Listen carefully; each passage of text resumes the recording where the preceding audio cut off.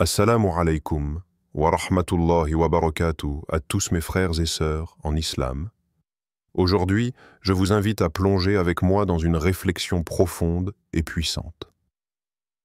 Pourquoi Allah t'isole-t-il? Ce moment d'isolement n'est pas un hasard, ni une punition, mais souvent une étape essentielle dans notre parcours spirituel, une épreuve qui nous rapproche davantage du Tout-Puissant. Que cette vidéo soit une source d'inspiration et de force pour chacun d'entre vous. Je vous encourage vivement à vous abonner dès maintenant pour ne rien manquer de nos partages et conseils, à la diffuser largement auprès de tous les musulmans autour de vous, afin que ce message puisse toucher le cœur de chacun. N'hésitez pas à laisser vos commentaires, vos questions et vos ressentis. Votre avis est précieux pour mieux vous accompagner et orienter nos futures vidéos. Ensemble, renforçons notre foi, partageons la lumière et avançons sur le chemin d'Allah. Jazakum Allahu khayran pour votre présence et votre soutien. Introduction et mise en contexte. Il arrive à chacun, à un moment ou un autre de sa vie, de se sentir seul.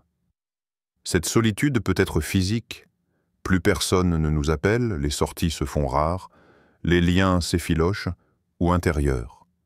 On peut être entouré de monde, et pourtant ressentir un vide immense. Pour le croyant, cette sensation devient encore plus troublante lorsqu'elle s'installe malgré la foi, malgré la prière, malgré les invocations. Certains en viennent même à se demander « Allah m'a-t-il oublié ?» Ce sentiment d'isolement est souvent perçu comme une épreuve, voire une punition. Pourtant, en islam, chaque situation a un sens. Chaque silence a une parole cachée. Chaque éloignement peut dissimuler un appel divin. L'histoire de ceux qui nous ont précédés, prophètes, pieux prédécesseurs, savants, regorge d'exemples d'êtres isolés, écartés de leur entourage, parfois même de leur peuple, avant de vivre une transformation profonde. Beaucoup de croyants traversent ces périodes de solitude spirituelle. Des moments où tout semble s'arrêter, où les réponses se font attendre, où la direction est floue. Et si, au lieu d'y voir un abandon, nous regardions cette solitude comme une invitation? Et si ce n'était pas une fin, mais un commencement? Et si finalement, cette distance n'était pas là pour nous punir, mais pour nous rapprocher? Et si cette solitude n'était pas un abandon, mais une opportunité? L'isolement dans la tradition islamique. L'isolement n'est pas un phénomène nouveau, ni une faiblesse à éviter à tout prix. Dans la tradition islamique, il est au contraire souvent le prélude à une élévation, un temps de préparation avant une mission, un moment intime entre l'homme et son Créateur. De nombreux prophètes ont vécu ces instants de solitude, et c'est dans ces silences que la lumière divine a jailli. Prenons l'exemple du prophète Mohammed. Avant même la révélation du Coran, il ressentait un profond malaise face à l'état spirituel et moral de sa société. Il s'éloignait alors de la Mecque pour chercher la paix, la clarté, la vérité. Il montait seul jusqu'à la grotte de Hira, dans la montagne de la lumière. Là, il méditait, priait, réfléchissait. Ce fut dans cet isolement volontaire que Allah lui envoya la première révélation, par l'intermédiaire de l'ange Djibril. Ce moment historique, fondateur de toute la mission prophétique, s'est produit dans le silence, dans la solitude, loin du monde. Moïse, Moussa, quant à lui, fut séparé de son peuple pour recevoir la parole divine. Il monta seul sur le mont Sinaï pour jeûner, prier et se purifier pendant 40 nuits. Ce fut là qu'Allah lui parla directement et lui confia les tables de la loi. Encore une fois, un isolement voulu, imposé peut-être, mais porteur d'un sens immense. Le prophète Younous, Jonas, lui, connut un isolement bien différent. Ayant quitté son peuple sans ordre divin, il se retrouva dans le ventre d'un grand poisson, plongé dans les ténèbres de la mer. Cet isolement extrême fut pour lui un temps de repentir, de retour sincère à Allah. Et c'est dans cette obscurité qu'il prononça sa célèbre invocation. Il n'y a point de divinité en dehors de toi. Gloire à toi. J'ai été parmi les injustes. Par cette reconnaissance, Allah le délivra. Ces récits montrent une constante. L'isolement précède souvent la révélation, la transformation, la mission. Ce n'est pas un vide, mais un passage. Allah isole parfois ses serviteurs non pas pour les rejeter, mais pour les préparer. Pour leur parler sans bruit, pour les fortifier intérieurement, pour les guider vers un rôle plus grand. Raisons possibles pour lesquelles Allah t'isole. L'isolement n'est jamais sans cause. Même si, sur le moment, tu ne comprends pas pourquoi Allah t'éloigne des gens, des opportunités ou de certaines situations, sache qu'il y a toujours une sagesse derrière. Voici 4 raisons profondes et spirituelles pour lesquelles Allah peut t'isoler. A. Pour te purifier. L'âme est souvent encombrée par des influences extérieures, paroles négatives, relations toxiques, habitudes qui éloignent de la lumière. Quand Allah t'éloigne de certaines personnes ou environnements, ce n'est pas pour t'appauvrir, mais pour te débarrasser de ce qui t'empêche d'avancer. Dans le silence et la solitude, on entend enfin son cœur. Le vacarme du monde n'étouffe plus cette petite voix intérieure. On commence à voir clair. Ce que l'on faisait par habitude, ce que l'on supportait par peur de la solitude, ce que l'on tolérait par faiblesse. Allah retire ce qui te salit pour te rapprocher de ce qui te purifie. B.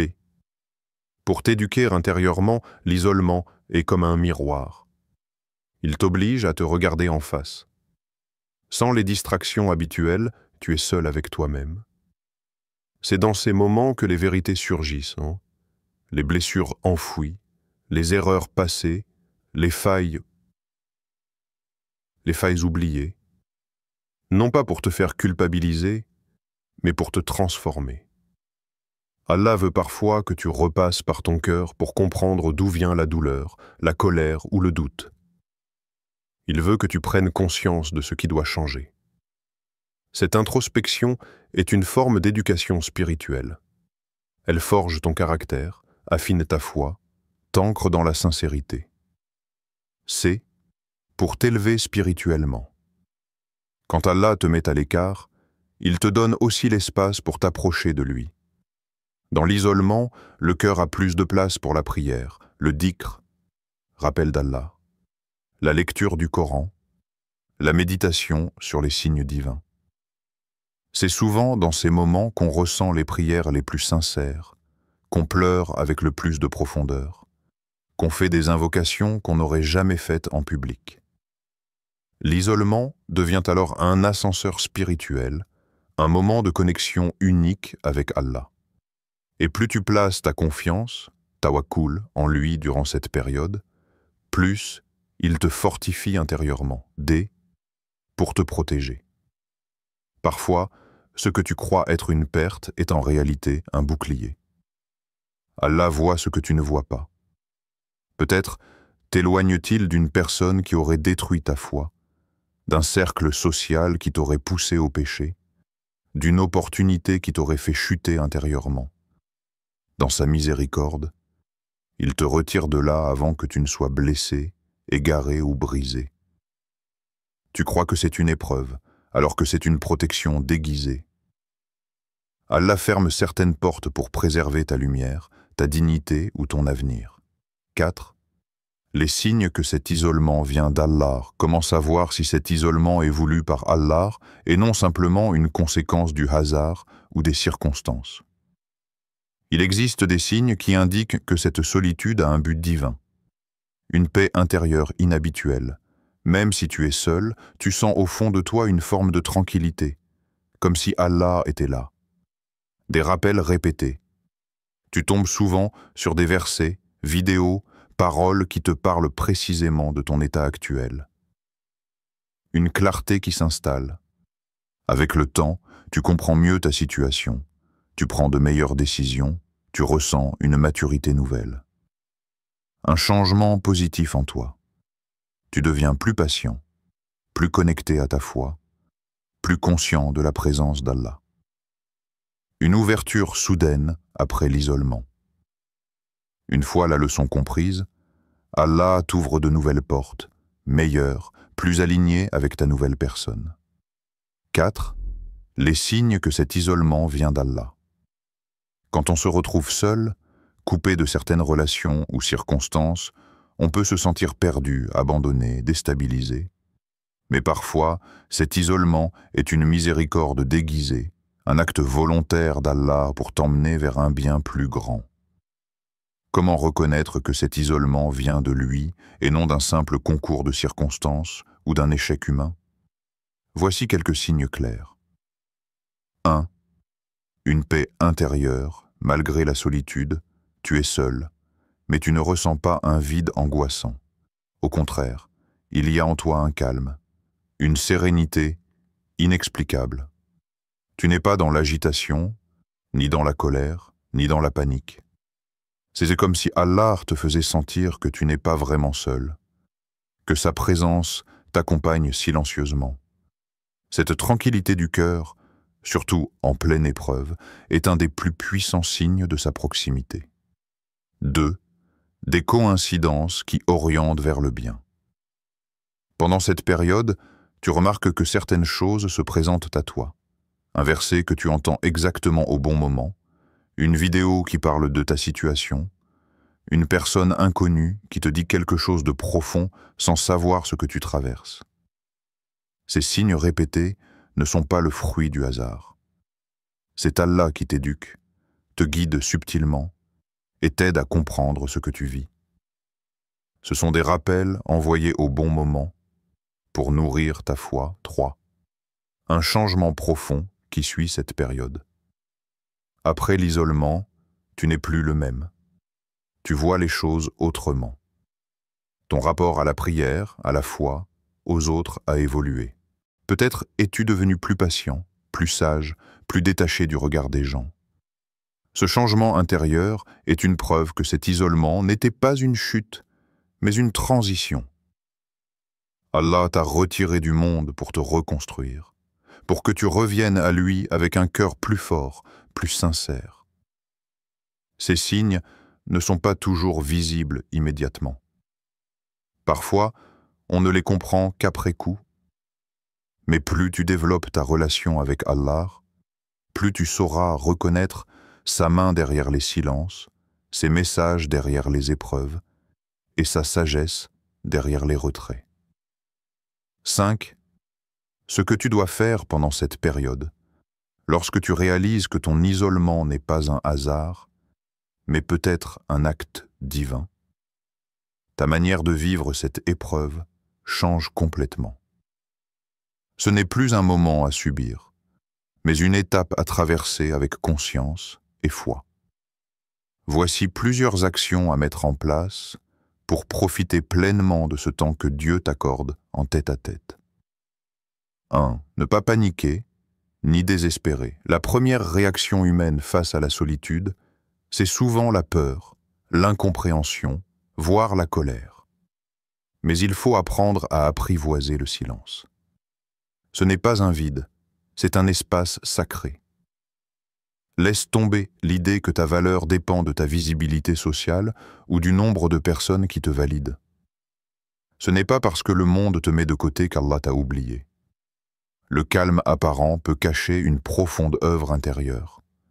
Garde ton calme et rappelle-toi que tout ce qui vient d'Allah est un bien. 2. Se recentrer sur la prière, le dhikr et la lecture du Coran. C'est le moment idéal pour retisser ton lien. Avec ton Créateur, lorsque le monde te fait taire, Allah t'invite à l'écouter. Augmente la qualité de ta prière. Ressens-la, vis-la pleinement. Pratique le dhikr avec attention. Répète les noms d'Allah avec conscience. Ouvre le Coran, pas seulement pour lire, mais pour comprendre, méditer, réfléchir. Ces pratiques vont nourrir ton cœur, l'éclairer, le réparer. 3. S'entourer de bonnes intentions, même si on est seul physiquement. Même seul, tu peux rester connecté à ce qui t'élève. Écoute des conférences bénéfiques, lis des livres inspirants, évite les distractions toxiques et surtout, fais des invocations sincères. Demande à Allah de te guider, de te purifier, de t'ouvrir les portes de la sagesse. Tes intentions te définissent plus que ta situation extérieure. Reste dans une fréquence spirituelle élevée, même sans personne autour. 4. Écrire un journal spirituel, suivre ses progrès. Note ce que tu ressens, ce que tu comprends, les versets qui te touchent, les prières qui t'apaisent. Ce journal n'est pas un simple carnet. C'est un miroir de ton âme, un témoin de ton évolution. Avec le temps, tu verras comment ton regard change, comment ton cœur se transforme. Cela t'aidera à ne pas perdre le fil de ce que tu vis, à donner du sens à chaque étape. 5. Faire preuve de gratitude malgré tout. C'est peut-être le point le plus difficile, mais aussi le plus puissant. Être reconnaissant pendant l'épreuve, c'est une preuve de maturité spirituelle. Remercie Allah non pas seulement quand il te donne, mais aussi quand il t'éloigne, te cache, te retire. Car c'est peut-être dans ce retrait que se cache ton plus grand cadeau. Dis « Alhamdulillah » pour cette pause imposée, pour cette introspection forcée. Elle essaie peut-être la clé d'un nouveau départ.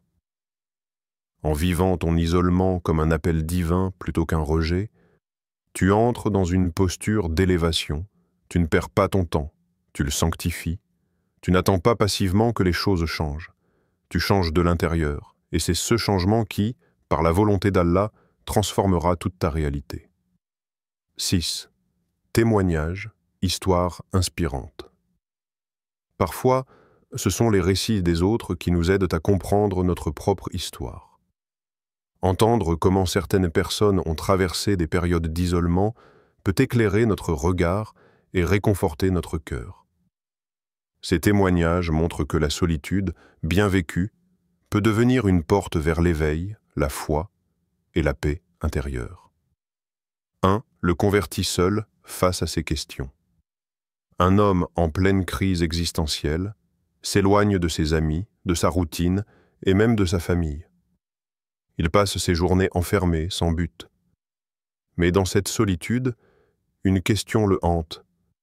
Quel est le sens de ma vie? Petit à petit, il commence à lire, à chercher. Il tombe sur des vidéos de spiritualité, des extraits du Coran traduits en français, des récits de convertis. Il ressent une résonance intérieure. Il lit davantage, écoute davantage, jusqu'au jour où, seul dans sa chambre, il prononce la shahada. Ce qui était au départ une période de dépression s'est transformé en point de bascule spirituelle. Aujourd'hui, il dit « Si je n'avais pas été seul, je n'aurais jamais entendu l'appel. » 2. Une femme musulmane en rupture sociale. Après une rupture difficile, une femme musulmane perd ses repères. Elle s'éloigne de tout, famille, amis, même ses pratiques, religieuses. Mais dans le silence de son appartement vide, quelque chose la pousse à se reconnecter à Allah. Elle commence par refaire ses prières, sans pression, juste pour retrouver un souffle. Puis, elle ouvre le Coran, presque par curiosité. Et ce qui devait être un geste ponctuel devient un refuge. Un verset en particulier la bouleverse. C'est dans le rappel d'Allah que les cœurs trouvent la paix. Coran 13:28. Depuis ce jour, elle raconte comment cette période l'a transformée intérieurement et comment elle a redéfini sa vie sur la base de la foi sincère plutôt que sur les attentes sociales. 3. un jeune entrepreneur déstabilisé par l'échec. Après l'échec brutal de son projet, un jeune homme s'isole, honteux, vidé. Il pensait avoir tout perdu. Mais dans cette période, il commence à écrire ses réflexions, à revoir ses priorités. Il réalise qu'il n'a jamais vraiment pris le temps de se connaître, de comprendre sa place dans ce monde. Ce temps d'arrêt devient une retraite spirituelle. Il reprend les prières, commence à méditer les noms d'Allah et décide de réorienter sa vie. Il crée un projet à but éthique et communautaire. Aujourd'hui, il dit « C'est en m'isolant que j'ai entendu ce que je refusais d'écouter, ma vraie mission. » Ces histoires, bien réelles, nous rappellent que l'isolement n'est pas la fin du chemin. Il peut être le début d'un renouveau, une retraite imposée, pour renaître avec plus de clarté, de foi et de sens. 6. Témoignage, histoire inspirante. Derrière chaque solitude, il y a souvent une histoire. Une histoire de transformation, de révélation, parfois de renaissance. Bien des personnes ont traversé des moments d'isolement qui, sur le moment, semblaient douloureux, mais qui se sont révélés être des bénédictions déguisées. Voici quelques récits anonymes, inspirés de témoignages réels, qui montrent comment l'isolement peut devenir un chemin vers Allah. Premier. Se convertir dans le silence. Une femme, cadre dynamique dans une grande ville, commence à ressentir un vide existentiel. Malgré la réussite, les soirées, les réseaux sociaux, quelque chose manque. Elle décide de prendre du recul. Elle coupe ses relations superficielles, s'éloigne des habitudes futiles et entre dans une période de solitude volontaire. C'est durant cette pause qu'elle découvre l'islam. Au départ, par des lectures sur la spiritualité, puis par curiosité envers le Coran. Plus elle lit, plus elle se reconnaît. La paix qu'elle cherche à l'extérieur, elle la trouve dans un verset. Elle se convertit, seule, dans sa chambre, dans le silence, avec des larmes de soulagement. Aujourd'hui, elle dit « Sans cet isolement, je n'aurais jamais trouvé Allah. » Deuxième. Perdre tout pour tout retrouver. Un homme musulman perd son emploi et sa femme dans la même année. Il traverse un isolement brutal. Il n'a plus de repères, plus de quotidien. Les premières semaines sont sombres, remplies de colère et de doute. Mais peu à peu, dans ce vide, il se tourne vers la prière. Non pas par automatisme, mais par besoin vital. Il commence à prier avec plus de concentration, à faire du dhikr pour apaiser ses angoisses, à lire le Coran pour trouver des réponses. Et il comprend. Cet isolement est une invitation à revenir à l'essentiel. Il découvre une paix qu'il n'avait jamais connue auparavant. Ce moment, qu'il considérait comme un effondrement, était en fait le point de départ de sa vraie construction. Troisième. Trouver sa mission dans l'ombre. Une jeune étudiante, mise à l'écart par son entourage après un changement de comportement spirituel, se retrouve isolée. Elle est moquée, incomprise, évitée. Elle vit une profonde remise en question. Mais dans cet isolement forcé, elle commence à écrire. Des textes, des pensées, des réflexions. Elle les publie discrètement sur un blog, sans attente. Rapidement, ces mots touchent, inspirent, font du bien à d'autres. Ce qu'elle pensait être un rejet devient une lumière pour les autres. Aujourd'hui, elle a trouvé sa mission. Éveiller les consciences par l'écriture. Elle dit souvent « Allah m'a mise de côté pour que je comprenne que j'avais quelque chose à transmettre. » Ces témoignages montrent une vérité profonde. Parfois, Allah nous retire du monde pour que nous puissions entendre sa voix. Dans le silence, naissent les plus grandes transformations. L'isolement que nous pouvons traverser n'est jamais un rejet ni une condamnation, mais plutôt un appel profond et sincère. C'est une invitation à nous tourner vers l'essentiel, à nous reconnecter avec notre âme, avec notre Créateur. Lorsque la solitude s'impose, elle nous offre une occasion unique de prendre du recul, de faire le silence en nous et d'écouter ce que notre cœur cherche à nous dire. Ce temps d'épreuve, aussi difficile soit-il, n'est pas une fin en soi, mais un passage vers une renaissance intérieure. Ne perds pas courage face à cette épreuve. Souviens-toi que chaque moment de difficulté est une opportunité de grandir spirituellement et de renforcer ta foi. C'est dans la persévérance que se trouve la clé de la lumière. Approche-toi d'Allah avec confiance et humilité, car c'est lui qui apaise les cœurs tourmentés, qui éclaire les sentiers sombres et qui répond à l'appel des âmes en quête de paix. Allah nous rappelle dans le noble Coran, dans la sourate Ar-Ra'd, verset 28, « C'est dans le rappel d'Allah que les cœurs trouvent la tranquillité. » Cette parole est une promesse, un réconfort pour celui qui se sent seul ou perdu. Le rappel d'Allah, à travers la prière, la méditation, la lecture du Coran et la gratitude, est un baume pour l'esprit, une source de paix durable. Ce n'est pas seulement une consolation temporaire, mais une véritable guérison intérieure. Aujourd'hui, face à l'isolement, fais le choix de te rapprocher d'Allah. Laisse cette épreuve te transformer, te purifier et t'élever. Profite de ce moment pour renaître, pour reconstruire ta relation avec toi-même et avec le divin. Que cette solitude soit le berceau d'un nouveau départ, d'une foi renouvelée et d'un cœur apaisé. Rappelle-toi toujours que derrière chaque nuit sombre, le jour finit toujours par se lever, et avec l'aube vient l'espoir, la lumière et la sérénité. Ainsi, tiens bon, persévère dans le bien, dans la patience et dans le souvenir d'Allah. Que ton isolement soit un appel vers une vie plus riche, plus consciente et plus spirituelle. Ne laisse jamais le désespoir t'envahir, car la miséricorde d'Allah est infinie, et sa proximité est la source véritable de toute consolation.